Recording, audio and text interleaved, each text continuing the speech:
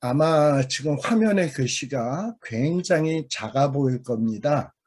그런데 제가 여러분들 혹시 성경 있으시면 아니면 성경이 있으시면은 시편 9편을 그냥 이렇게 찾아서 여러분들이 좀 보셨으면 어떨까 싶습니다.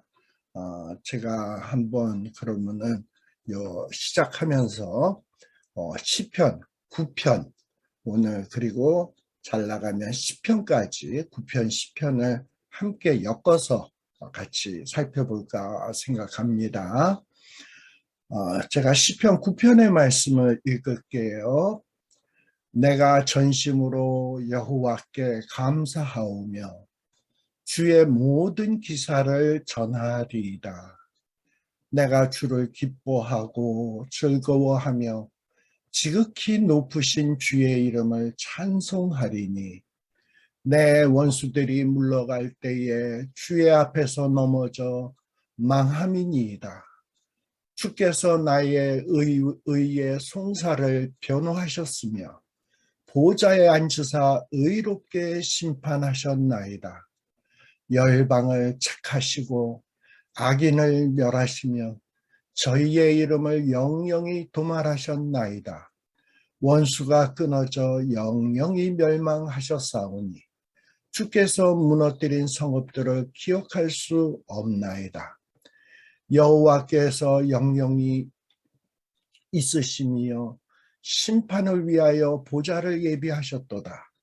공의로 세계를 심판하시며 정직으로 만민에게 판단을 행하시리로다. 여호와는 또 압제를 당하는 자의 산성이시요 환난 때의 산성이시로다. 여호와여 주의 이름을 아는 자는 주를 의지하오리니 이는 주를 찾는 자들을 버리지 아니하심이니이다. 너희는 시온에 거하신 여호와를 찬송하여 그 행사를 백성 중에 선포할지어다. 피 흘림을 신문하시는 이가 저희를 기억하시며 가난한 자의 부르짖음을 잊지 아니하시도다. 여호와여 나를 긍휼히 여기소서. 나를 사망의 문에서 일으키시는 주여 미워하는 자에게서 받는 나의 곤고를 보소서. 그리하시면 내가 주의 찬송을 다 전할 것이요 딸 같은 시온의 문에서 주의 구원을 기뻐하리이다. 열방은 자기가 판 웅덩이에 빠지며 그 숨긴 그물에 자기의 발이 걸렸도다. 여호와께서 자기를 알게 하사 심판을 행하셨으며 악인은 그 손으로 행한 일에 스스로 얽혔도다. 악인이 음부로 돌아가며 하나님을 잊어버린 모든 열방이 그리하리로다. 궁핍한 자가 항상 잊어버림을 보지 아니할 것이며 가난한 자가 영영히 실망치 아니하리로다. 여호와여 일어나사 인생으로 승리를 얻지 못하게 하시며 열방으로 주의 목전에 심판을 받게 하소서. 여호와여 저희로 두렵게 하시며 열방으로 자기는 인생뿐임을 알게 하소서. 제가 시편 9편의 말씀을 지금 잠시 읽었습니다. 자, 우리가 오늘 공부할 내용은 시편 9편과 10편입니다. 제목을 이렇게 정해봤어요. 공의로우신 재판관 여호와 하나님을 바라봐라. 우리 여호와 하나님은 공의로우신 재판관이십니다. 그런데 정말 우리들이 힘든 일을 당할 때 바로 공의로우신 재판관 여호와 하나님을 바라보아야 한다라는 내용이 시편 9편과 10편의 내용입니다. 그래서 아까 시편 9편의 내용을 쭉 읽었는데요. 또 시편 10편도 꽤 많아요. 자, 그런데 이 시편 9편과 10편은 다윗의 시로 되어 있습니다.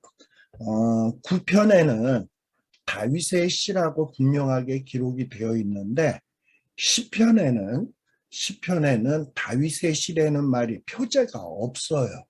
표제가 없어요.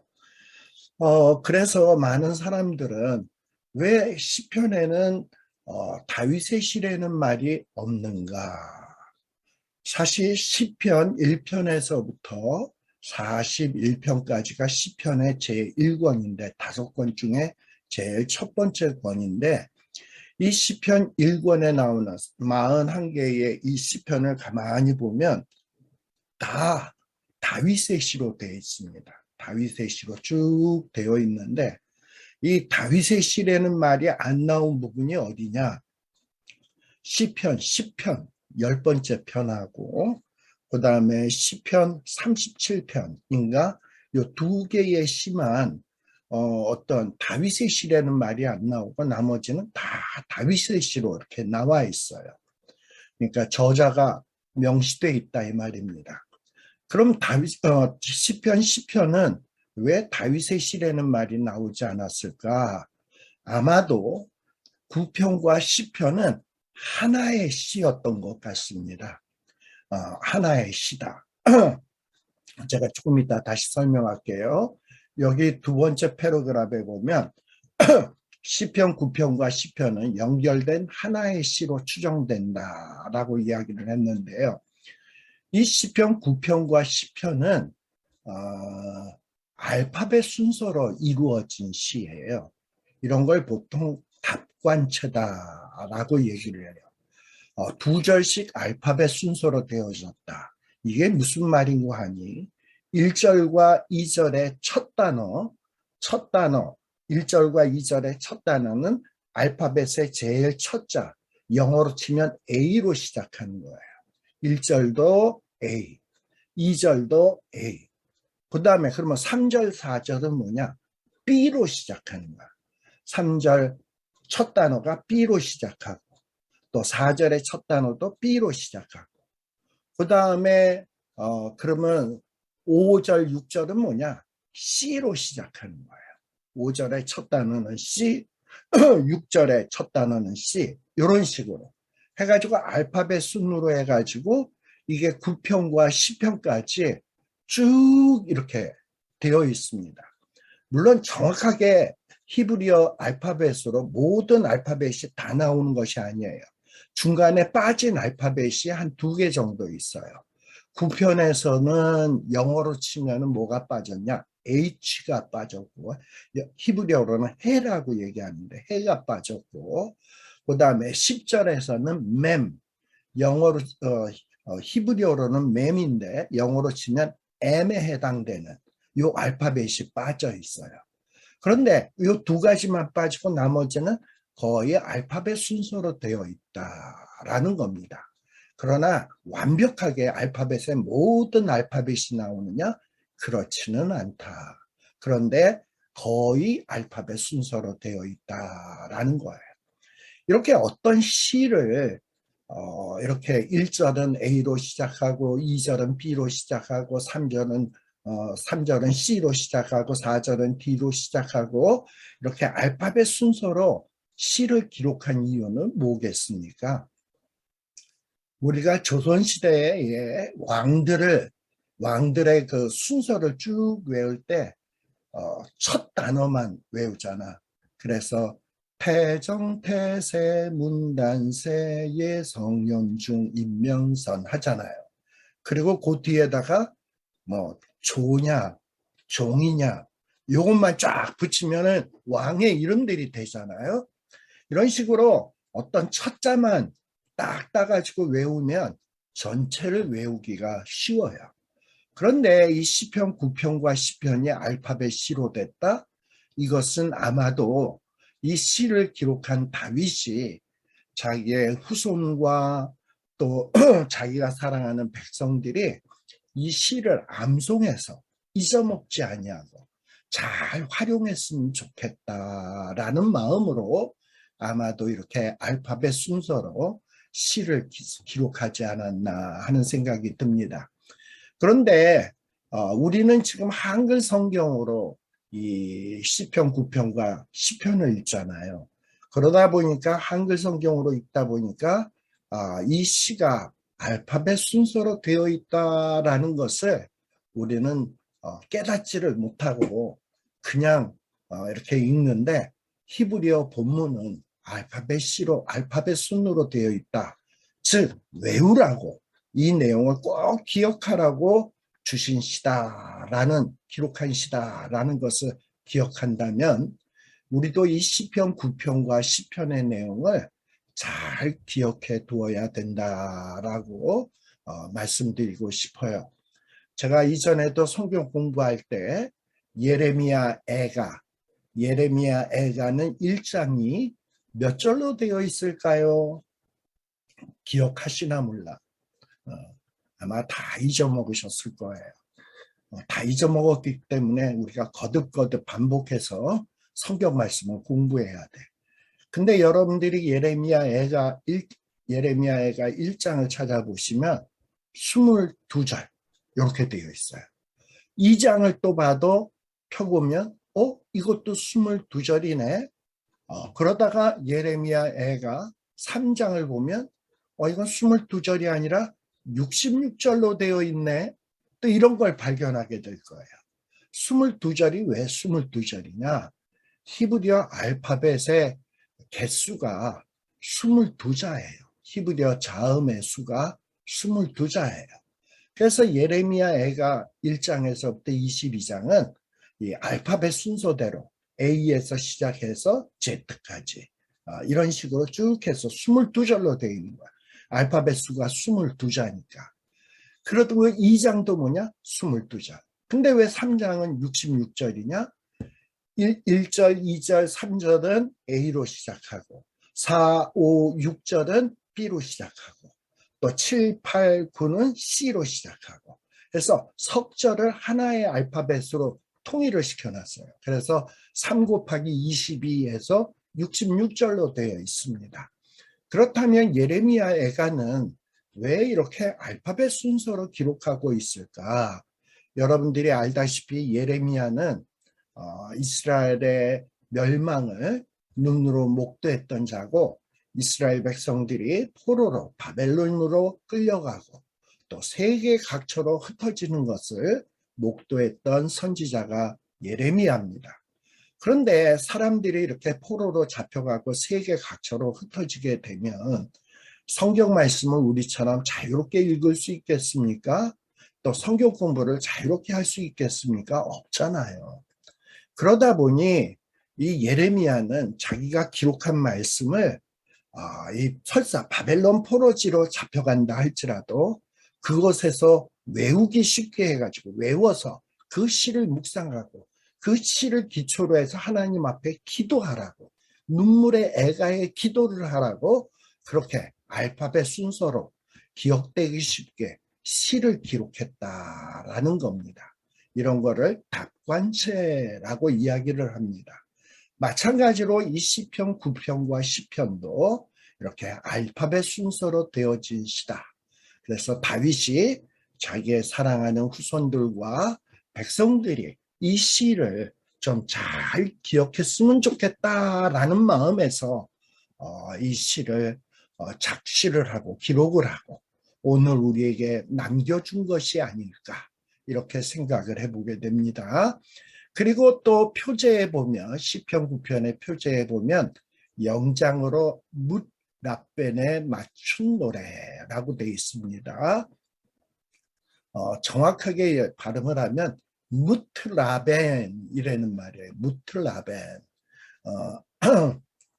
여기 히브리어로 제가 써놨는데 알무트, 여기서부터 읽어야 돼요. 알무트 라벤이라는 말이에요. 알무트 라벤.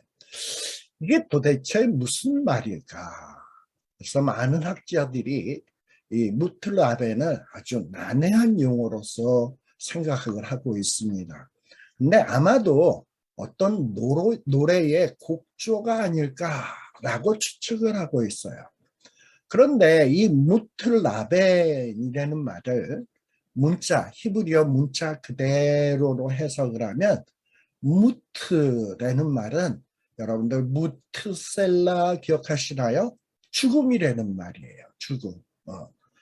그 다음에 라벤 했을 때 벤이라는 말은 아들이라는 말이에요.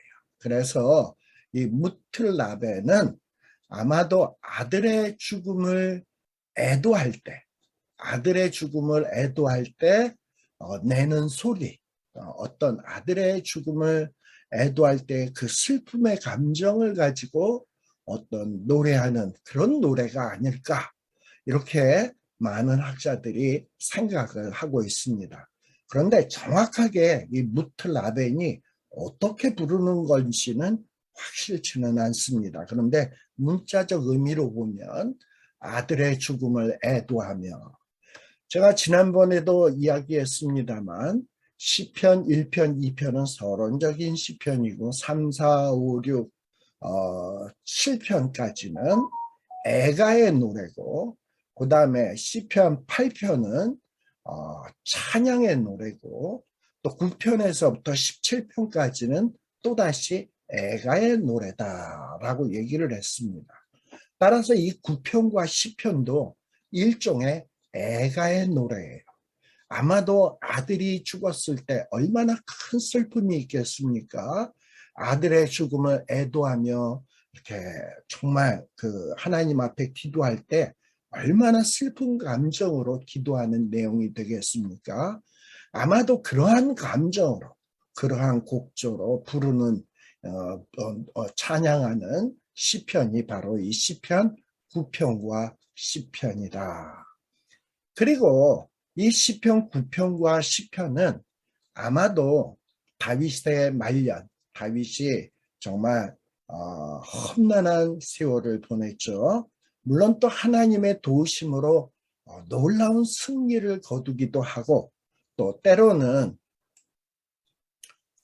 또 적들의 공격에서 공경에 빠졌던 때도 있어요. 아무튼 이런 험난한 생활을 하면서 여러 가지 경험을 많이 했던 자가 다윗입니다.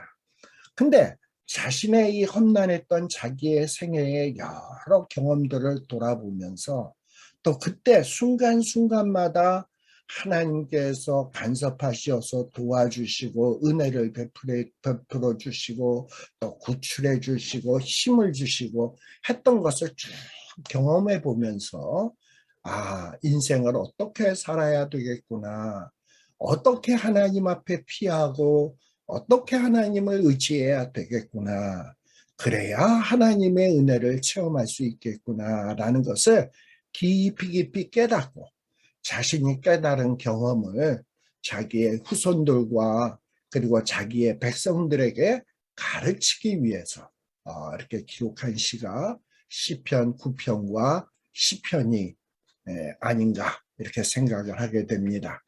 자, 그럼 시편과 9편의 시편 9편과 10편의 내용은 어떠한 내용이냐? 이 세상을 살다 보면 악한 것들이 선을 압도하고 선을 막 억누르고, 그래가지고 이 악이 압도를 하다 보니까 세상에 얼마나 무질서하고 무도덕하고 정말 이렇게 엉망으로 보일 때가 있습니까? 그런데 이렇게 악이 선을 압도하고 세상이 무질서해 보인다 할지라도 우리 진정한 경건한 하나님의 마음에 합한 성도라면 어떤 믿음을 가져야 되냐? 아무리 세상이 엉망이라 할지라도 이렇게 엉망으로 끝나지는 않는다.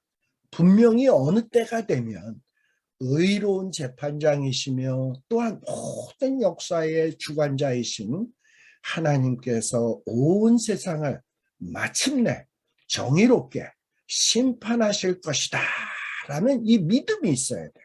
그것을 명심하면서 살아가야 된다라는 거예요.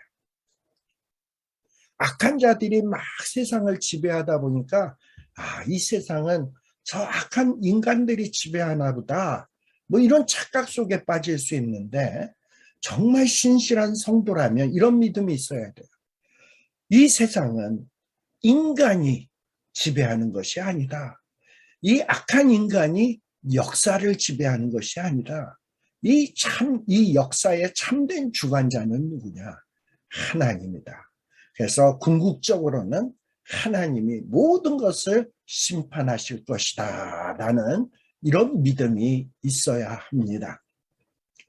근데 아마도 다윗도 여러 경험을 하면서 인생살이를 살다 보니까 악이 선을 압도하고 세상이 무질서해 보였던 적이 있었던 것 같습니다.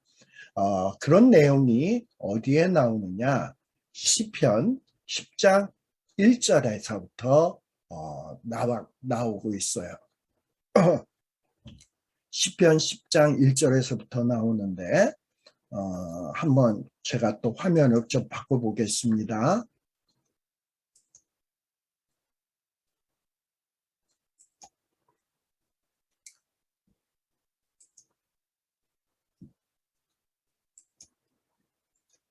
자, 시편 10장 1편 성경이 보이시죠? 자, 여기에 보면 다윗이 아마 살다 보니까 어려움에 처했던 것 같아. 악이 막 세상을 지배하는 것 같고 선하게 살고자 하는 자들이 핍박을 받는 것 같아. 그래서 이 다윗은 10장 1절에서부터 뭐라고 하나님 앞에 기도하고 있냐. 여호와여 어찌하여 멀리 서시며 어찌하여 환난 때에 숨으시나이까. 이 다윗이 세상에 악이 지배하는 걸 보니까 야 이거 하나님이 이 세상에 안 계신 것 아니야? 하나님이 세상을 주관한다고 믿었는데 그렇지 않은 거 아니야? 왜 하나님은 멀리서 계시고 왜 내가 이렇게 의로운 자들이 핍박을 당하는데 환난을 당하는데 숨는 것이야? 막 이해가 안 되는 거예요. 그리고 2절에 보면 악한 자가 교만하여 가련한 자를 심히 군박하오니 이렇게 악한 자들이 가련한 자들을 교만하게 아주 심히 핍박을 하고 있다 이 말이에요. 그리고 악인들은 어떠냐? 그 마음의 소욕을 자랑하며 판미하는 자들, 이 약한 자들에게 막 뜯어내고 이런 자들이 하나님을 배반하고 하나님을 멸시하면서 이런 나쁜 짓들을 하고 있다 이 말이죠. 하나님이 우리 가운데 계신다면 하나님이 눈을 부릅뜨고 이 세상을 바라보신다면 어찌 이런 일이 있을 수 있을까? 그러다 보니까 악인들은 어떠하냐? 10장 1절에서 14절에 보면 악인은 그 교만한 얼굴로 말하기를 여호와께서 감찰치 아니하신다며 하나님은 이 세상 감찰하시는 분이 아니야. 그리고 하나님은 없어. 막 이러면서 하나님을 무시하고 겁대가리 없이 그야말로 악을 행하고 가련한 자들을 핍박하고 있다라는 겁니다. 자, 그래서 이렇게 다윗도 힘든 일을 당할 때 이렇게 하나님 앞에서 탄식하고 있었습니다. 여러분, 오늘날 이 세상이 망가진 원인이 이 현대사회가 망가진 원인이 뭐라고 생각하십니까? 이 세상에 사는 사람들이 이 하나님이 창조주이신 하나님이 창조 때뿐만 아니라 지금도 또 앞으로도 계속해서 역사를 주관하시고 그리고 이 역사를 심판하시는 분이다라는 이런 의식을 잃어버린 사람들이 너무나 많아. 그리고 이 하나님을 의식하지 않고 사는 사람들이 너무나 많아. 그러다 보니 하나님에 대한 두려움을 잃어버렸죠. 그러다 보니까 영적으로 타락하게 되고 부패하게 되고 그러다 보니 그런 자들이 하는 일로 인해서 세상이 엉망진창이 되어버렸어요. 이 하나님을 잊고 사는 현대인들, 하나님이 없다고 하는 이 현대인들은 이 하나님의 심판을 두려워하지 않다 보니까 그저 한낱 덧없는 권력, 명예, 돈, 쾌락만을 추구하면서 그것이 마치 인생에서 가장 중요한 것이냐 그리고 이 세상에서 가장 중요한 것으로 떠받들면서 산다 이 말이죠. 그리고 그것을 얻기 위해서는 악을 행해도 되고 돈만 벌 수 있다면 뭐 사람을 죽이면 어때 속이면 어때 사람을 짓밟으면 어때 이런 사고방식에서 살다 보니까 이 세상이 엉망진창이 돼버렸어요. 그래서 시편 10장 4절에 보게 되면 뭐라고 얘기하냐? 악인은 그 교만한 얼굴로 말하기를 여호와께서 감찰치 아니하신다 하며 그 모든 사상에 하나님이 없다 이러고 하는 거예요. 그리고 악인들은 자신의 길이 언제든지 견고하고 그리고 주의 심판은 높아서 주의 심판이 높다라는 얘기는 하나님의 심판이 고귀하다라는 얘기가 아니에요. 이거 좋은 뜻의 얘기가 아니에요. 자기네들 우리들은 이 땅에서 살고 있는데 하나님은 이 땅과는 전혀 동떨어져 있는 저 높은 세상에 있기 때문에 하나님의 안력, 하나님의 그 시력이 이 땅까지는 미치지 못한다. 그러니 하나님이 우리를 시력이 약해서 너무 멀리 있어서 우리를 보지 못한다. 이렇게 생각한단 말이죠. 이게 누구냐? 악인들이라 이 말이에요. 그리고 악인들은 그 마음에 이르기를 나는 절대 요동하는 법이 없다. 그리고 나는 대대로 환난을 당하지 아니한다. 이러면서 아주 교만한 말들을 하고 있어요. 나는 절대 안 망해. 나는 환난 같은 거 안 당해. 나는 힘이 있어. 돈이 있어. 막 이러면서 자랑을 하는 거예요. 그러다 보니까 이 악한 자들은 그 마음속에 욕심을 자랑하면서 하나님을 배반하고 하나님을 멸시하는 자들이에요. 그런데 이런 자들이 세상을 지배하고 의로운 자들이 그런 악한 자들에게 군박을 당하고 핍박을 당하고 괴로움을 당하다 보니까 정말 야 이거 하나님 안 계시는 것 아니야? 하나님이 우리를 감찰하지 않는 거 아니야? 이러면서 낙심할 때가 너무나 많다 이 말입니다. 다윗도 마찬가지였어요. 그런데 우리가 분명하게 기억해야 될 것이 있다면 뭐냐면 인간의 모든 권세, 심지어 악인이 갖고 있는 권세도 하나님의 주권 가운데 있다.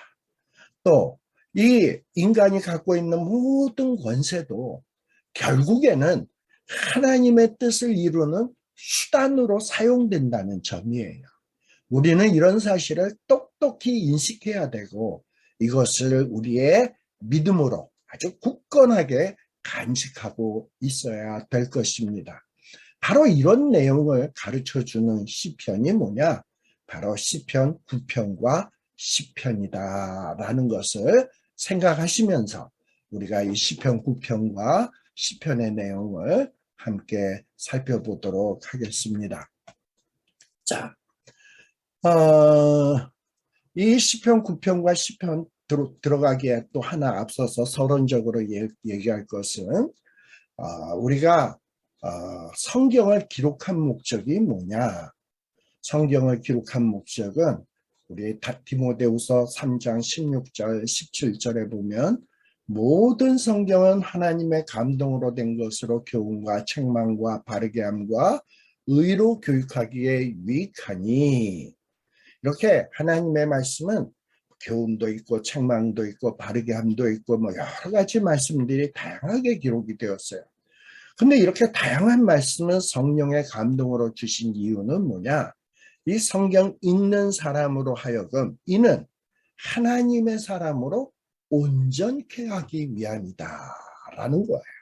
그리고 모든 선한 일을 행하기에 온전케 하기 위함이다 라는 거예요.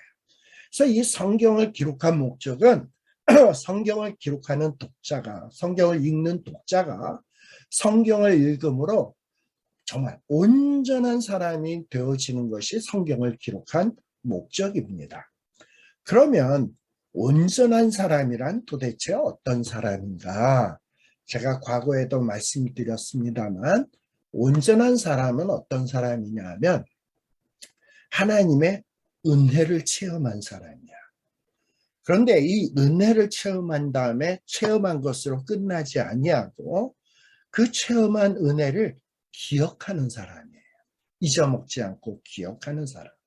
어떤 사람은 은혜를 체험하고서도 얼마 시간이 지나지 않아서 싹 다 잊어먹는 사람이 있어요. 이런 사람은 온전한 사람이라고 할 수 없어요. 우리는 보통 이런 사람을 뭐라고 표현하냐? 넉자로 배은망덕하다.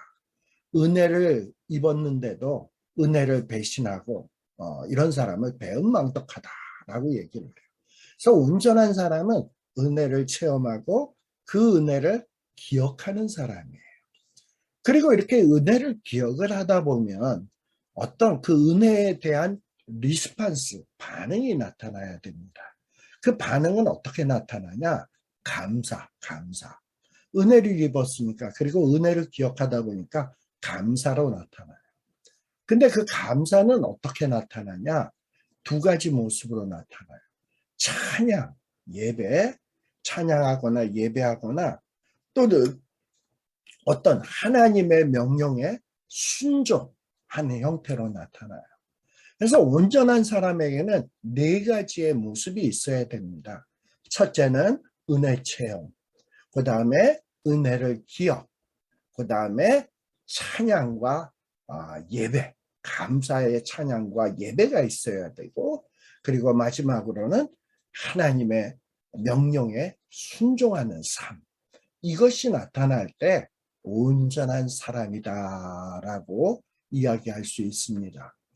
다윗은 정말 수많은 어려움과 고통과 정말 힘든 일들을 경험을 했어요. 근데 그때마다 어떤 하나님의 은혜를 많이 체험을 했습니다. 힘들 때마다 아침의 기도, 저녁의 기도를 통해서 하나님 앞에 눈물로 기도했고, 그 기도를 통해서 하나님의 용서해 주시는 은혜를 체험하고, 또 위기에서 구원해 주시는 은혜를 체험하고, 여러 이 모양 저 모양의 정말 많은 은혜를 체험했습니다. 그리고 그것을 기억하고 있었던 자가 다윗입니다. 그래서 다윗은 이 온전한 하나님의 사람에 가까운 사람인지라 이렇게 하나님의 은혜를 기억하면서 자기를 위기 때마다 구원해 주신 하나님, 자기의 죄를 용서해 주신 하나님을 기억하면서 이 시편 9편에서는 다윗이 다짐을 하고 있습니다. 어떤 다짐을 하고 있냐? 9장 1절에 보면 이렇게 이야기를 하고 있습니다. 내가 전심으로 여호와께 감사하오며 주의 모든 기사를 전하리이다. 내가 주를 기뻐하고 즐거워하며 지극히 높으신 주의 이름을 찬송하리니 라고 되어 있습니다. 이 다윗은 9장 1, 2절에서 전심으로 한다라는 것은 뭐냐 하면 어떤 마음이 나누어지거나 갈라지지 않은 마음을 얘기해요. 우리가 이런 말을 많이 쓰죠. 마음은 원이로되 육신이 약하야. 마음으로는 이렇게 하고 싶어. 근데 육신이 따라주지 않는 거야. 이건 전심이라고 할 수 없어요. 이 전심이라는 것은 마음으로도 그렇고 내 몸으로도 그렇고 입술로도 그렇고 내 모든 전입격을 다해서 하겠다라는 것이 전심이에요. 이 다윗은 하나님으로부터 받았던 은혜가 있었기 때문에 그 은혜를 기억하다 보니까 어떤 결심을 하냐? 이제 내 모든 인격을 다해서 나는 여호와께 감사할 거다. 그래서 첫째는 감사하겠다라는 표현을 하고 있어요. 그 다음에는 또 뭐라고 얘기하냐? 자기만 그냥 감사하는 것으로 끝나지 않냐고 주의 모든 기사를 낱낱이 전하리이다 라고 얘기를 하고 있어요. 주의 모든 기사를 낱낱이 전하리이다. 자, 주의 모든 기사라는 것은 뭐냐? 기사. 기사도정신 할 때 기사냐? 그게 아니에요. 기이한 일이라는 거예요. 즉 여기서 말하는 기사는 주로 어떤 내용이냐? 다윗이 어떤 원수들에게 크게 승리한 것. 물론 이것은 이방 군대와 싸워서 승리한 것을 가리키기도 하고요. 그 다음에 암몬이라든지 아람 연합군, 자기보다도 훨씬 군사력이 강한 이런 군대도 물리친 이런 사건을 염두에 두기도 합니다만, 또 다윗보다 힘이 강했던 사울, 다윗보다도 힘이 강했던 압살롬의 군대, 이런 군대들을 다윗이 하나님의 도우심으로 격퇴하지 않았습니까? 바로 이런 일들이 뭐냐? 기사라는 거예요. 그리고 그 격퇴하는 과정에서 다윗이 어떤 능력이 있어서 다윗이 이긴 것이 아니라 하나님이 기가 막힌 방법으로 동원해 가지고 이 사울의 군대라든지 압살롬의 군대들을 무너뜨려 주지 않았습니까? 이런 것들이 다윗이 볼 때는 기이한 일들이었단 말이죠. 이렇게 하나님이 베풀어 주신 놀라운 승리, 하나님의 베푸신 놀라운 은혜들을 나만 감사하고 끝나지 아니하고 나는 어찌하겠다? 나가서 낱낱이 지속적으로 계속해서 증거하겠다라는 거예요. 우리 하나님은 우리들이 이 세상에서 하나님의 증인이 될 것을 명령하고 있어요. 즉 무슨 얘기냐? 하나님이 베풀어 주신 은혜, 구원, 축복 이것을 나가서 증거하는 사람들이 되기를 원하는 거야. 그래서 너희는 가서 모든 족속을 제자를 삼고 아버지와 아들과 성령의 이름으로 세례를 주고 내가 너희에게 가르쳐 분부한 모든 것들, 즉 하나님의 모든 기사들을 가르치고 지키게 하라 라고 명령하고 있지 않습니까? 이렇게 우리가 하나님의 온전한 사람이라면 은혜를 체험하고 기억하는 것에서 끝나지 아니하고 하나님의 명령, 증인으로서 감당해야 될 그 명령들을 순종해야 되는 거예요. 그리고 또 뭐 해야 되냐? 우리가 체험한 은혜, 그리고 하나님이 베풀어 주신 은혜, 이런 것들을 기뻐하고 즐거워하면서 찬양을 할 수 있어야 된다. 그래서 다윗은 9장 1, 2절에 어떻게 하겠냐? 감사하겠다. 기사를 증거하겠다. 내가 주를 기뻐하고 즐거워하며 지극히 높으신 주의 이름을 찬송하겠다. 즉 예배하는 삶을 살겠다는 거죠. 그리고 하나님의 이름을 높이는 찬송의 삶을 살겠다라는 거죠. 네. 자, 그리고 여기에 보면 지극히 높으신 주의 이름을 찬송한다 그랬는데 지극히 높으신 주란 뭐냐? 히브리어로 엘리온이라는 말을 써요. 엘리온. 자, 히브리어의 알이라는 말은 upon, 위라는 뜻이야, 위. 근데 엘리온 하면 높은 데 계신 분, 지극히 높은 데 계신 분. 자, 그래서 아주 높은 데 계신 하나님을 표현할 때 엘리온이라는 말을 씁니다. 어떤 세상의 우상들은 진짜 아무것도 아니죠. 우상들 위에 뛰어나신 하나님, 그리고 천지 창조주, 모든 피조물보다 뛰어나신 하나님을 표현할 때 엘리온, 그리고 모든 만물들을 위해서 더 높은 권세로 다스리는 위대한 왕의 개념으로 사용될 때 엘리온이라는 말을 쓰고 있는 거예요. 그래서 다윗은 자기를 위해서 원수들을 물리쳐 주시고 이방 나라를 물리쳐 주신 하나님을 생각할 때, 이야, 하나님이야말로 지극히 높은 데 계시면서 모든 것을 지배하시는 하나님이시구나. 이 하나님이 내 편이고 이 하나님이 나를 도와주시는구나 라는 것을 생각하면서 이렇게 하나님을 찬양하겠다, 감사하겠다, 기사를 증거하겠다라고 고백하고 있는 거예요. 자, 이렇게 다윗이 이렇게 하나님 앞에서 하나님의 놀라운 기사를 전파하고 그리고 찬양하겠다라고 다짐하는 이유는 무엇인가? 그 이유들을 우리들이 생각해 봐야 합니다. 그 첫 번째 이유가 뭐냐? 빨간 걸로 쓴 것이 그 이유들이에요. 하나님께서 다윗을 무고히 핍박하는 자들을 망하게 하셨습니다. 다윗을 무고히 핍박하는 자들이 누구냐? 다윗의 원수들이죠.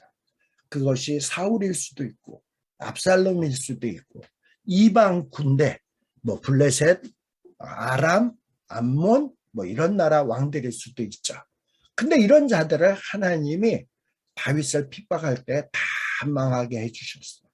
그리고 다윗이 곤궁한 처지에 있을 때, 특별히 다윗이 죄도 없는데 핍박을 받을 때, 다윗은 의롭잖아요. 근데 핍박을 받을 때 이 다윗의 의, 그리고 다윗의 송사. 다윗의 송사는 뭐냐? 예를 들어서 이 다윗 보고 시므이 같은 자가 뭐라고 얘기합니까? 피 흘린 자여, 나가서 되지거라, 되지거라 이러면서 다윗이 피난 갈 때 너가 사울을 죽였지, 사울의 집을 너가 무너뜨렸지, 그리고 그 집안에 피 흘리게 했지. 언제 다윗이 사울을 죽였습니까? 사울의 집안을 망하게 했습니까? 그러지 않았는데도 이 시므이라고 하는 자가 다윗에게 막 그냥 죄를 덮여 씌우고 막 저주를 했잖아요. 근데 이럴 때에 그 다윗의 의를 다 알고 계시고 그 다윗의 의로움을 밝히 드러내 주시는 분이 누구냐? 하나님이셨거든요. 그리고 하나님이 의로운 재판장, 높은 재판장의 보좌에 앉아서 정말 의롭게 심판하셔서 의로운 다윗은 높이시고 또 다윗을 무고히 정죄하는 자들을 낮추시는 일들을 역사 속에서 행하지 않습니까? 다윗은 그것을 경험을 하다 보니까 야, 내가 하나님 앞에 감사해야 되겠다. 하나님의 그 기이한 일들을 내가 증거해야 되겠다. 그리고 내가 하나님을 즐거워하며 하나님을 기뻐하며 하나님을 찬송하는 삶을 살아야 되겠다라고 우리 아까 시편 9편 1, 2절에 이야기하고 있는 겁니다. 자, 그리고 또 다음 절에 보게 되면 또 다윗이 이렇게 하나님을 찬양하고 감사하는 이유는 뭐냐?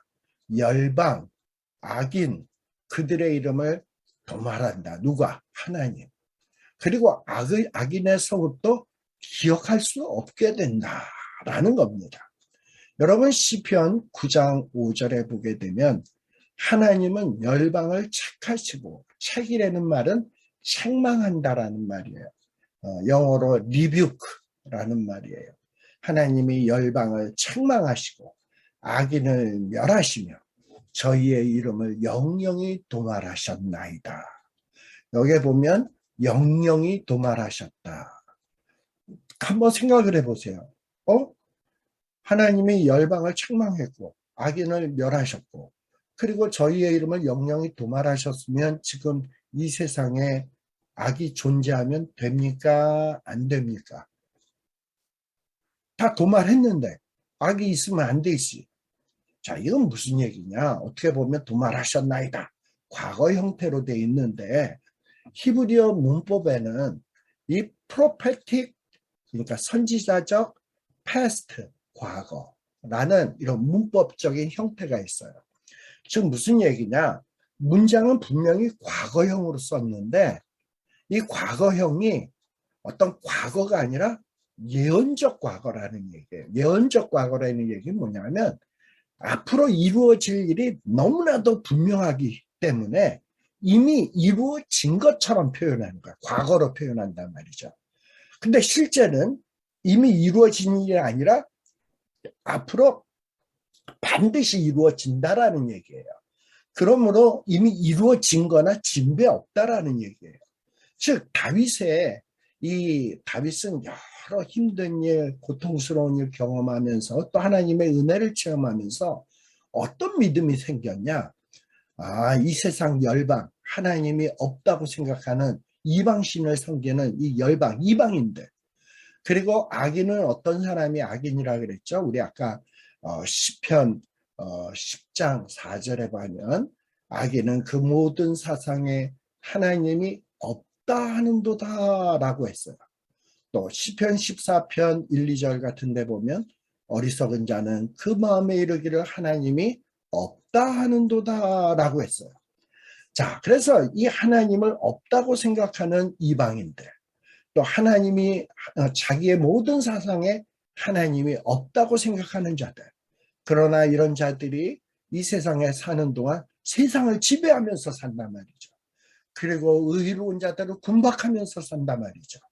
그런데 다윗이 경험을 해보니까 과연 그러냐? 아니더라 이 말이죠. 하나님은 반드시 악한 자와 하나님이 없다고 생각하는 자들이 비록 지금은 강성한 것 같으나 때가 되면 확 물리친다는 것. 그들을 심판하신다라는 걸 경험적으로 알았고, 그리고 그것을 믿음으로 받아들였고 앞으로도 그리할 거라는 그 믿음이 분명히 있었어요.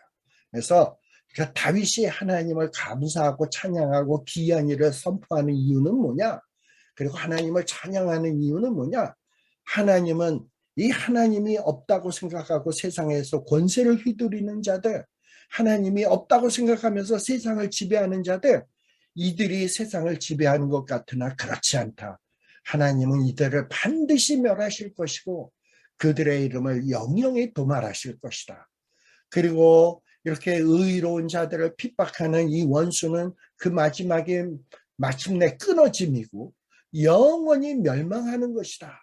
그리고 그들이 정말 높이 쌓았던 그 높은 성읍들, 요새와 같은 성읍들을 하나님께서 깡그리다 여리고성 무너뜨리듯이 그 성읍들을 무너뜨릴 것이고 그 무너진 성읍들을 사람들이 기억도 할 수 없게 될 것이다 라는 그 믿음을 굳건하게 가졌던 겁니다. 그리고 또 다윗은 왜 이렇게 하나님을 찬양하고 귀한 일을 선포하고 그리고 하나님 앞에 감사하겠다고 다짐하느냐? 자기가 경험해 보니 여호와가 영원한 왕이시다. 여호와가 누구라 그랬죠? 말씀했으면 꼭 지키시는 하나님을 표현할 때 여호와라는 거예요. 말씀하신 것을 지키시는 그 여호와가 나의 왕이시고 이 세상의 왕이시고 영원한 왕이시고 이분이 심판자이시다. 그리고 이분이 심판을 준비하시고 공의와 정직으로 세계와 만민을 심판하신다라는 그 믿음이 있었기에 다윗은 하나님을 찬양하고 있어요. 보세요. 시편 9편 7편 7절과 8절에 뭐라고 고백합니까? 여호와께서 이제 앞으로 어떻게 된다? 영영히 그 보좌에 앉으실 것이며 심판을 위하여 그 악한 자들이 잘 나가는 것 같지만 그들을 심판하시고 의로운 자들이 핍박당하는 것 같지만 하나님이 그들을 구원하시고 높이신 그 심판을 위해서 하나님이 보좌를 예비하고 계신다라는 겁니다. 특별히 여기에 보면 영영이 앉으신다라고 이야기를 할 때 앉으신다라는 말은 하나님의 통치권을 묘사할 때 사용하는 말이에요. 여러분, 세상이 엉망진창이고 악한 자가 지배하는 것 같고 악한 자가 역사를 주관하는 것 같으나 천만의 말씀입니다. 이 세상의 통치권은 하나님에게 있어요. 이 세상을 주관하시는 분은 하나님이십니다. 이 사실을 우리는 잊어서는 안 돼요. 여러분들이 이 세상을 살아갈 때 고달프고 힘이 들고 그리고 정말 앞이 캄캄하고 정말 하나님이 살아계신다면 이럴 수가 있나? 하나님은 주무시는 것 아닐까?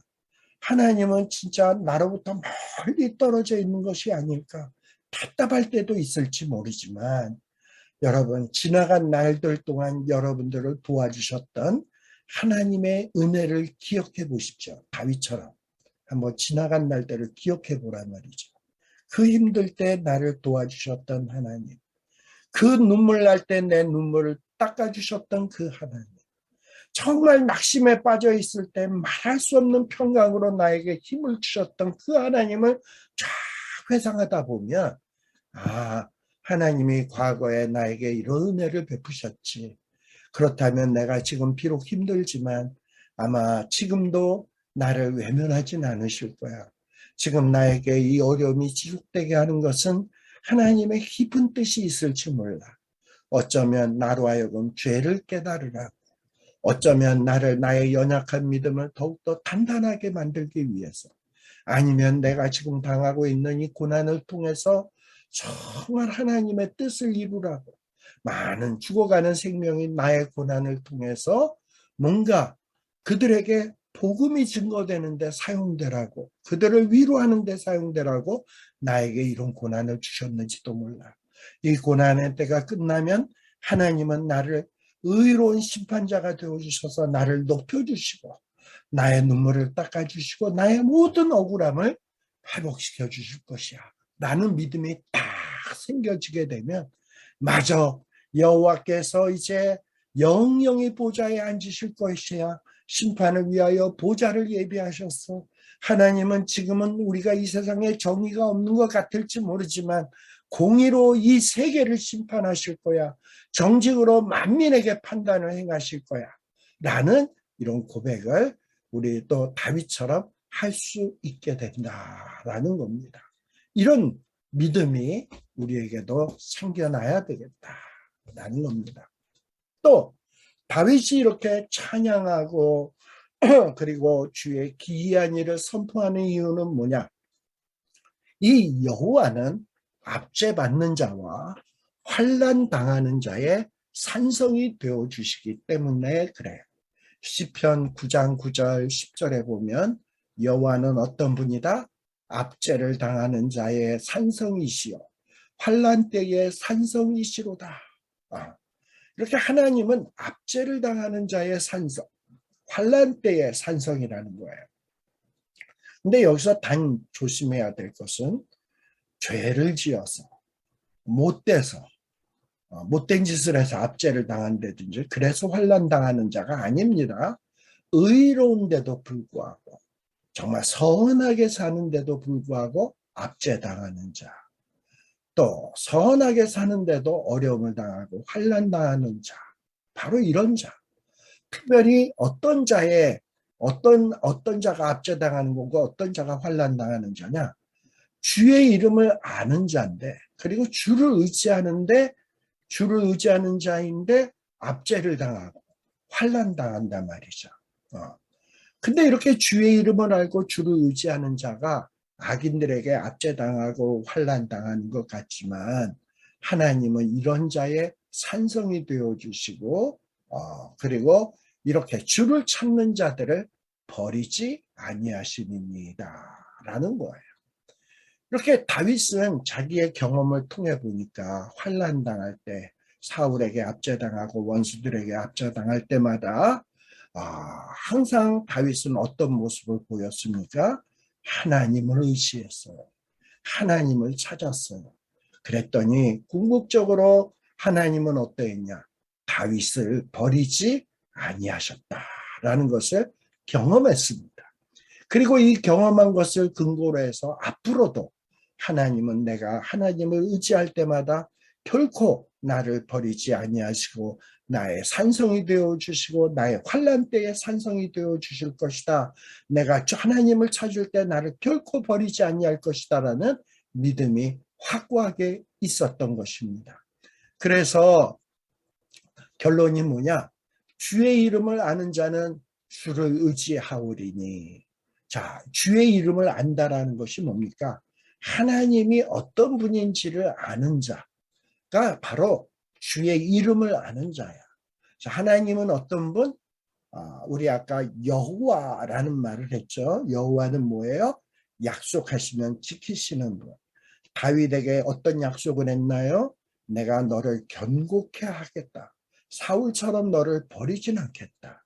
그러나 너가 죄를 지으면 내가 너를 징계하겠다. 여러분, 다윗의 삶 속에서 이 모든 것은 하나님이 말씀하신 대로, 약속한 대로 다 지키셨잖아. 그리고 이렇게 죽게 피하는 자에게는 복이 있게 해주시겠다고 약속을 했잖아. 그것도 이루어 주셨잖아.